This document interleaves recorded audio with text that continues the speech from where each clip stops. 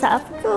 Sebelum ni saya ada sharekan resepi kabur pucuk paku ikan bilis. Ramai juga yang suka makannya. Kali ni jom kita masak makanan tradisional Melayu iaitu kabur pucuk paku dan kerang. Jom kita masak. Semua mula kita kisarkan 2 biji bawang besar, 1 inci lekuas, cili padi, 2 batang serai, sedikit belacan, setengah kotak kecil santan dan air sedikit. Kisarkan sampai lumai. Lepas tu kita masakkan sekejap untuk bagi tahan lama. Pasangkan dengan garam dan gula secukup rasa. 1 ke 2 sudu kerisik dan kita masakkan sekejap atas dapur. Bila dah kering sedikit, bolehlah tutup api dan sejukkan. Sementara itu kita didihkan air, masukkan garam, masukkan sayur pucuk paku yang sudah dibasuh. Kita celurkan dalam 1 ke 2 minit je. Untuk tauge pun sama, kita celurkan dalam 10 saat. Lepas tu kita boleh toastkan juga. Untuk kerang kita rebuskan sekejap dalam 5 minit macam tu. Lepas tu kita boleh angkat. Bila dah siap ke semua, kita masukkan ke semua bahan yang kita celur dan kita masak tadi. Masukkan juga irisan bawang holland dan cili merah besar. Lepas tu kita masukkan 1 ke 2 sudu kelapa yang disangat. Dan perahkan 1 biji limau. Kita gaulkan ke semua bahan sampailah sebati elok. Bila rasa semua dah beres, kita bolehlah hidangkan. Serius, memang sedap.